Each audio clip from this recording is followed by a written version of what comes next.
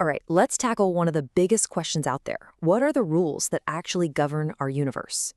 We're going to go on a whirlwind tour of all of physics, from the super predictable clockwork of Newton all the way to the mind-bending weirdness of the quantum world. So let's just dive right in. First things first, let's just get our bearings. You, right now, are on a rock, and that rock is just floating in space surrounded by a bunch of other rocks and gas. And yeah, it's mostly surrounded by a whole lot of nothing. Seriously, it's this vast cosmic ocean, and we're just this tiny little island in an unbelievable sea of emptiness. Which kind of makes you ask, what the heck is actually going on here? How does any of this work? To even begin to understand the rules of this cosmic game, we've got to talk about physics. And our first guide on this journey is, of course, the master of motion himself, Sir Isaac Newton. This is the guy who first wrote down the rule book for how things move, giving us this incredible vision of the universe as a giant, predictable machine, kind of like a clock. At the very heart of his ideas is this legendary equation: force equals mass times acceleration. Look, a force is really just a push or a pull. Mass is just how much stuff something is made of. And acceleration, that's just how quickly you change its velocity. But here's the really wild part. This equation implies that if you know all the forces acting on something, you can predict its future with almost perfect accuracy. And Newton was just getting started. He went on to figure out the biggest force of them all: gravity. He realized that any two objects that have mass pull on each other. The more massive they are, the stronger that pull. But, and this is key, as they get farther apart, that pull gets weaker, fast. If you double the distance, the force of gravity actually becomes 4 times weaker. That's the inverse square law, and it's the invisible string that keeps the planets orbiting the sun. And this brings us to a classic mix-up: mass versus weight. See, your mass is the amount of stuff you're made of, and that's the same no matter where you are. Your weight, though, is just the force of gravity pulling on all your stuff. So your mass is the same on the moon, but you'd weigh a whole lot less. Which leads us to maybe the best takeaway in all of physics. You're not overweight, you're just on the wrong planet. Okay, so we've talked about forces, but what actually makes things happen? For that, we need a new concept: energy. And trust me, if you've ever had that heart-stopping moment of dropping your phone, you've seen a perfect and very painful example of energy in action. So what even is energy? Well, you can think of it as the capacity to do work. It's the thing that makes change possible.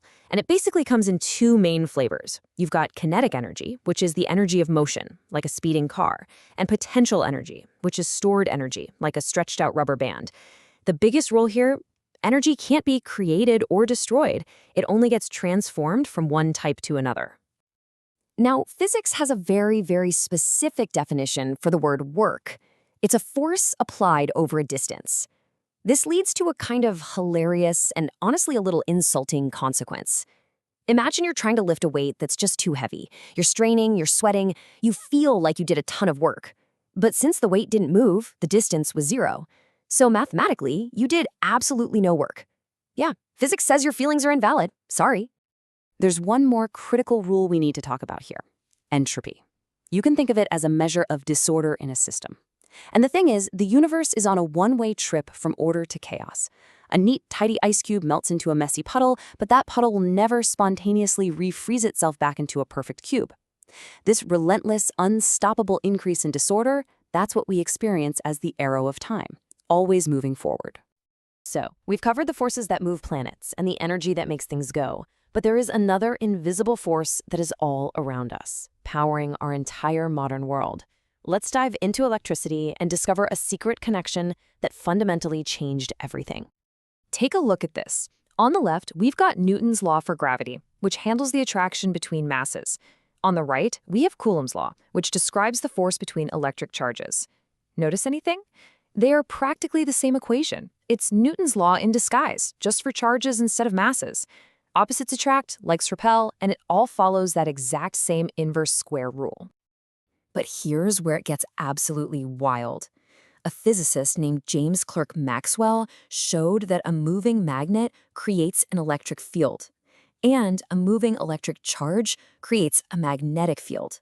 They create each other in this self-perpetuating chain reaction. This incredible discovery revealed that electricity and magnetism are just 2 sides of the same coin: electromagnetism. And that radiating wave they create, we call it light. So for about 200 years, this classical view of physics was king. The universe was a well-oiled machine. And then a patent clerk named Albert Einstein came along and completely rewrote the rulebook.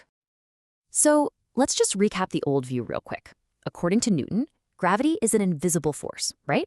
It's this mysterious pull that reaches across empty space to tug on things, and it acts instantly everywhere. Einstein's idea was totally different. He said gravity isn't a force at all. It's a consequence of mass bending the very fabric of the universe, a four-dimensional combo of space and time that he called space-time.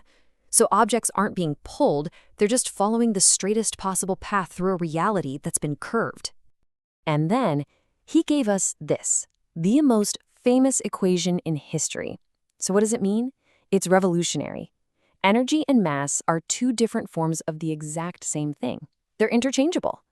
This is the secret behind the power of the sun and nuclear reactors. They convert a tiny, tiny amount of mass into a tremendous amount of energy. Now, Einstein opened the door to modern physics, but in doing so, he also helped unleash a field that he himself found deeply disturbing. It is time to get weird. Let's talk about quantum mechanics. Down at the scale of atoms and electrons, the rules completely change. For example, if you ask where an electron is in an atom, the answer is yes. It's not in one specific spot. It exists in what's called a superposition, kind of like a spinning coin that's both heads and tails at the same time. It's a cloud of probabilities, being everywhere at once, until you look for it. The moment you measure it, the coin lands, and the electron chooses a single location. This weirdness forces us to ask a very old question, but now with a very strange new answer. Is light a wave, or is it a stream of particles?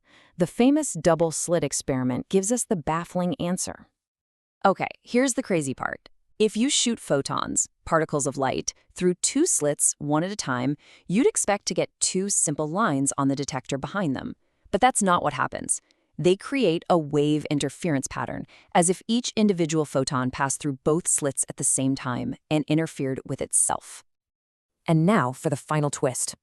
If you decide to place a detector at the slits to see which one the photon actually goes through, the game changes completely. The moment you observe it, the photon behaves like a normal, well-behaved particle. It picks one slit, and the wave pattern completely vanishes. The act of watching changes the outcome. And that leaves us with one final profound question. We've journeyed from a simple clockwork universe to one woven from space-time, and finally to a reality where particles exist in a haze of possibilities until we decide to look at them. So if the universe behaves differently when we're watching it, what does that truly say about the nature of reality itself?